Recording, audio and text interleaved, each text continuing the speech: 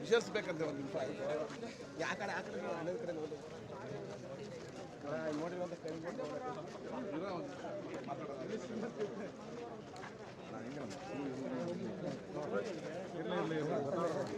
ಈ ಕಡೆ ಸರ್ ಒಂದು ಸ್ವಲ್ಪ ಫೋಟೋ ತಗೊಬಿಡ್ತೀವಿ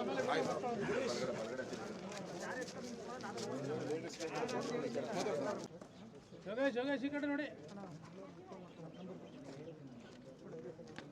ಓಕೆನಾ ಓಕೆ ಸರ್ ಬರ್ರಿ ಸ್ಟಾರ್ಟ್ ಮಾಡ್ತೀನಿ ಆಮೇಲೆ ಕೇಳೋಣ ನಮ್ಮ ಫಂಕ್ಷನ್ ಕ್ಲಿಕ್ ಆಗ್ಬೇಕಾದ್ರೆ ಅವರೆಲ್ಲ ಕೇಳ್ಕೊಂಡು ಎಲ್ಲ ಈಗಲೇ ಕಳಿಸ್ಬಿಟ್ರೆ ನಾವು ಬರ್ರಿ ಸಂಪತ್ತು ಇವಾಗ ನಿನ್ನ ಐಡಿಯಾ ಎಲ್ಲ ಕೊಡಬೇಕು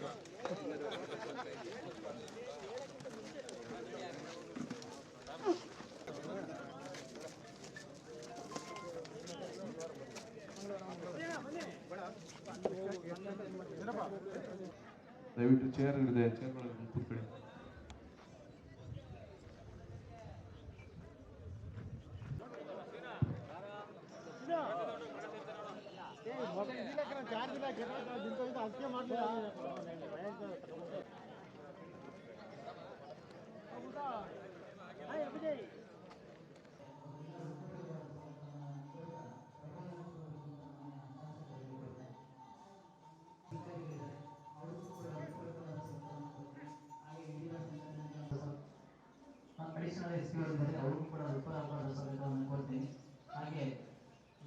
ಕೂಡ ಪೂರಕವಾದ ಸ್ವಾಗತವನ್ನು ಕೋರ್ತೀನಿ. ಹಾಗೆ ನಮ್ಮ ಯೋಗೇಶ್ ಪೂರಕವಾದ ಸ್ವಾಗತವನ್ನು ಕೋರ್ತೇನೆ. ಹಾಗೆ ಈ ಸಭೆಯಲ್ಲಿ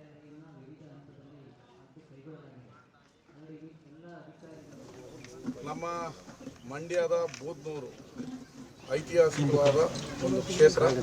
15ನೇ ಶತಮಾನದಲ್ಲಿ ಹೊಯ್ಸಳರ ರಾಜರು ಇಲ್ಲಿ ಒಂದು ಅತ್ಯುತ್ತಮ ವಾಸ್ತುಶಿಲ್ಪಿಯಲ್ಲಿ ಒಂದು 2 ದೇವಸ್ಥಾನವನ್ನು ನಿರ್ಮಾಣ ಮಾಡಿದ್ದಾರೆ. ಇಲ್ಲೇ ಹಲವಾರು ಕುರುಹುಗಳಿವೆ. ಹೊಯ್ಸಳರ ಸಾಮ್ರಾಜ್ಯ ಇಲ್ಲಿ ಆಳ್ವಿಕೆ ಮಾಡಿದರು ಅನ್ನೋದಕ್ಕೆ ಈ ಊರಿನ ಸುತ್ತಮುತ್ತ ಹಲವಾರು ಕುರುಹುಗಳಿವೆ.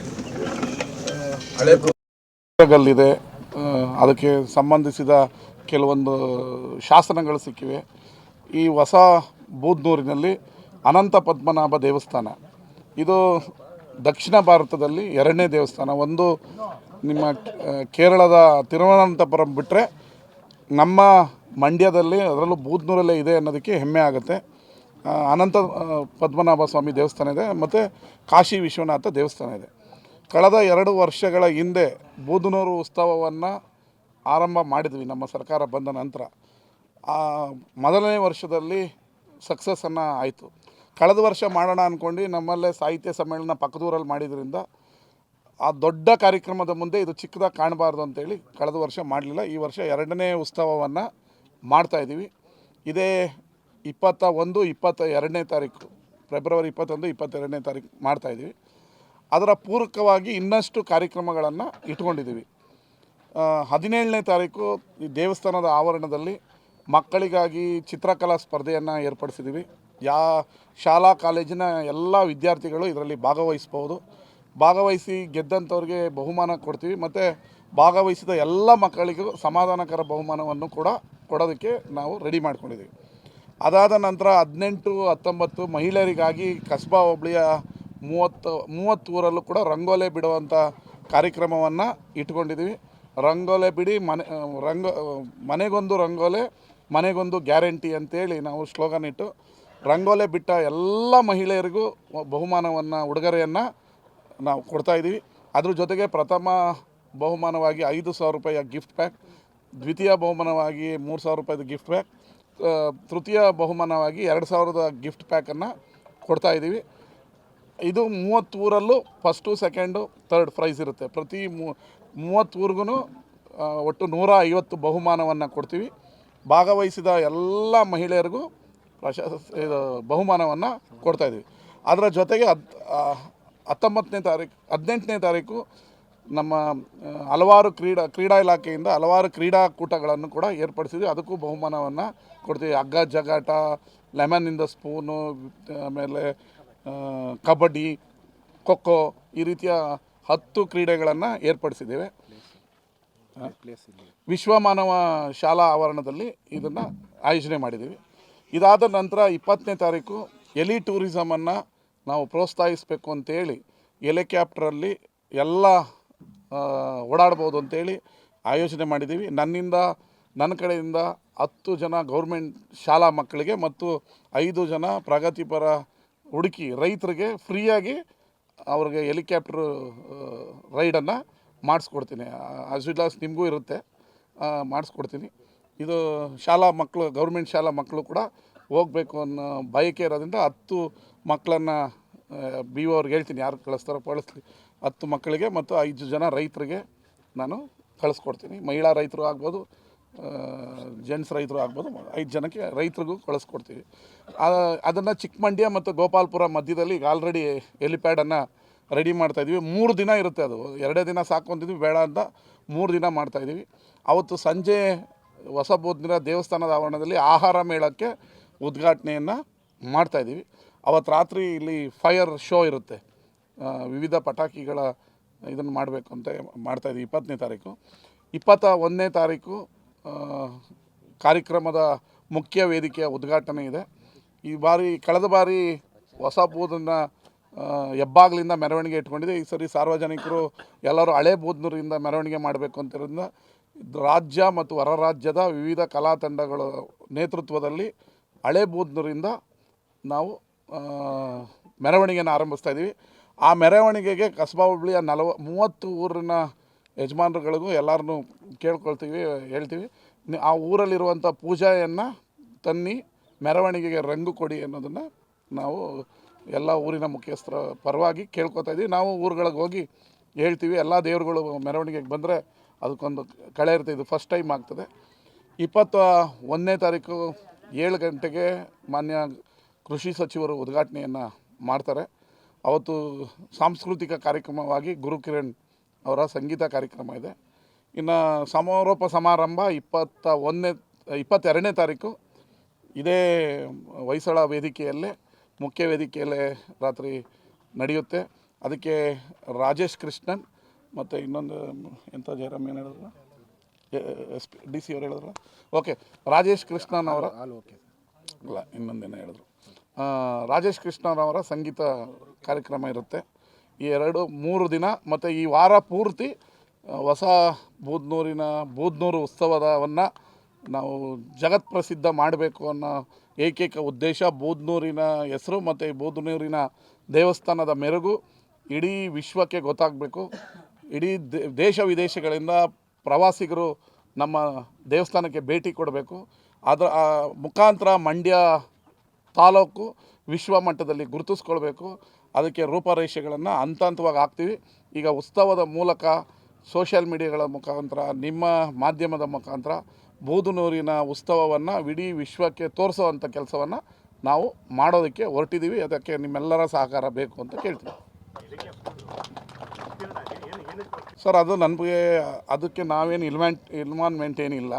ಅವ್ರಿಗೆ ಹೆಲಿಪ್ಯಾಡ್ ಮಾಡಿಕೊಡೋದು, ಬ್ಯಾರಿಗೇಡ್, ಅದು ಏನಂತ ಹೇಳಿದ್ರೆ ಎಲ್ಲ ಕಡೆ ಉತ್ಸವದಲ್ಲಿ ಈಗ ಮಾಡ್ತಾಯಿದ್ದಾರೆ. ನಮ್ಮ ಮಂಡ್ಯದ ಜನತೆಯೂ ಕೂಡ ಹೋಗಬೇಕು ಅನ್ನೋ ಕಾರಣಕ್ಕೆ ನಾವು ಮಾಡಿದ್ದೀವಿ. ನಮ್ಮ ಸ್ನೇಹಿತರಾದಂಥ ರವಿಯವರು ಮೈಸೂರು ವಿಮಾನ ನಿಲ್ದಾಣದ ನಿರ್ದೇಶಕ, ಅವರ ಒತ್ತಾಸೆಯ ಮೇರೆಗೆ ಆ ಕಂಪನಿಯವರು ಪ್ರೆಸ್ ಮೀಟ್ ಮಾಡೋಕ್ಕೆ ಕೇಳ್ತೀವಿ ನಾಳೆ ನಾಡ್ದಲ್ಲಿ.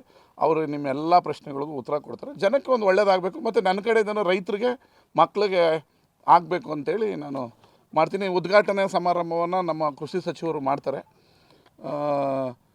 ಇದು ನಮ್ಮ ಚಿತ್ರಕಲಾ ಸ್ಪರ್ಧೆಯನ್ನು ಉದ್ಘಾಟನೆಯನ್ನು ನಮ್ಮ ವೆಂಕಟರಮಣೇಗೌಡರು, ಸ್ಟಾರ್ ಚಂದ್ರ ಅವರು ಉದ್ಘಾಟನೆ ಮಾಡ್ತಾರೆ.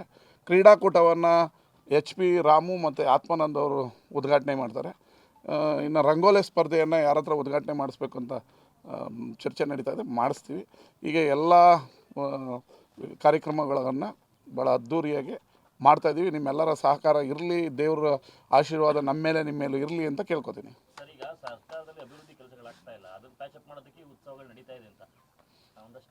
ಮಂಡ್ಯ ವಿಧಾನಸಭಾ ಕ್ಷೇತ್ರದಲ್ಲಿ ಎಷ್ಟು ಕೋಟಿ ಕೆಲಸ ನಡೀತಾ ಇದೆ. ನೀವು ದಿನ ಕುಡ್ತಾ ನಿಮ್ಮ ಬೈಕ್ಗಳು ಪಂಚರ್ ಆಗೋ ಥರ ಓಡಾಡ್ತಾ ಇದ್ರಿ. ನಾವು ಇವಾಗ ಎಂಥ ಟಾರ್ ರೋಡ್ಗಳಾಗ್ತಾಯಿದ್ವಿ, ಸಿಟಿಗೆ ಎಂಥ ಆಗ್ತಾಯಿದೆ.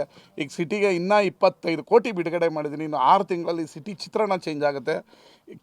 ಈ ನಾವು ಕೂತಿರೋ ಈ ಊರಿಗೆ 10 ಕೋಟಿ ರಿಲೀಸ್ ಮಾಡಿದ್ದೀವಿ, 5 ಕೋಟಿ ಕೆರೆಗೆ ರಿಲೀಸ್ ಮಾಡಿದ್ದೀವಿ.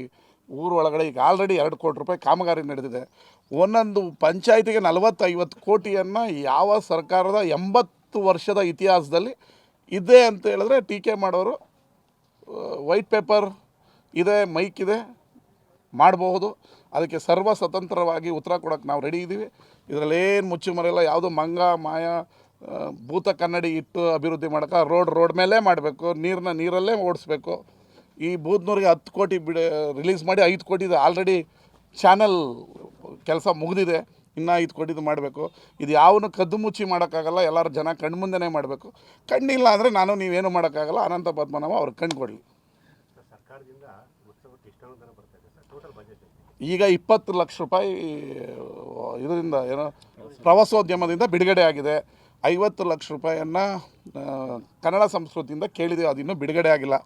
ಅದು ಬರುತ್ತಾ ಬರಲ್ವಾ ಅದನ್ನು ನಾವೆಲ್ಲರೂ ಬರ್ಸೋದಕ್ಕೆ ರೆಡಿ ಇದ್ದೀವಿ. ಅದಿನ್ನೂ ಏನು ಅವರು ಈವೆಂಟ್ ಧ್ರುವ ಈವೆಂಟ್ ಅವ್ರಿಗೆ ಕೊಟ್ಟಿದ್ದೀವಿ, ಅವರು ಅದನ್ನು ಎಸ್ಟಿಮೇಟ್ ಮಾಡ್ತಾರೆ. ಅವ್ರು ಎಸ್ಟಿಮೇಟ್ ಮಾಡ್ತಾಯಿದ್ದಾರೆ, ಅದು ಗೊತ್ತಾಗ್ತದೆ. 1 ಕೋಟಿ 1.5 ಕೋಟಿ ಖರ್ಚಾಗ್ಬೋದು. ಇದು ಕೆಲವು ಬಾರಿ ಏನೇನು ನ್ಯೂನತೆ ಇತ್ತು ಅದನ್ನೆಲ್ಲ ಈ ಬಾರಿ ಕ್ರಮ ವಹಿಸಿ ಮಾಡ್ತೀವಿ. ಅವ್ರನ್ನ ಪ್ರೆಸ್ ಮೀಟ್ ಮಾಡೋಕ್ಕೆ ಹೇಳ್ತೀನಿ. ಅಲ್ಲ, ಅದೇ ವಿಮಾನ ಅಲ್ಲ, ಹೆಲಿಕಾಪ್ಟರ್ ಯಾರು ಪ್ರೋಗ್ರಾಮ್ ಮಾಡ್ತಾಯಿದ್ರೆ ಅವ್ರಿಗೆ ಪ್ರೆಸ್ ಮೀಟ್ ಮಾಡೋಕ್ಕೆ ಹೇಳಿ ಎಲ್ಲ ಕ್ಲಾರಿಟಿಯನ್ನು ಕೊಡ್ತೀವಿ.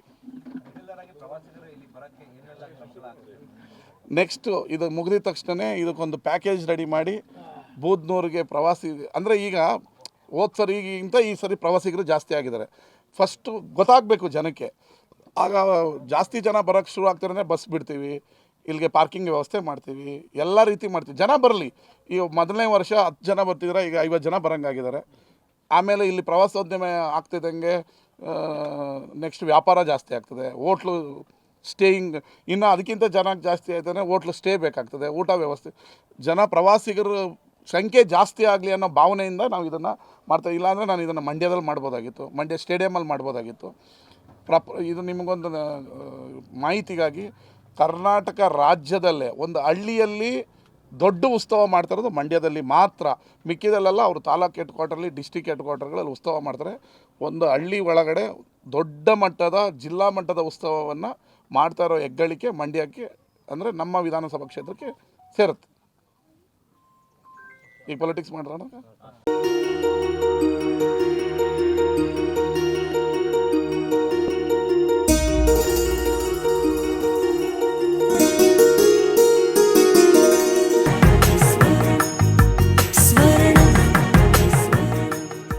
ಸ್ವರ್ಣ, ಇದು ಬಾಂಧವ್ಯಗಳ ಬೆಸುಗೆ.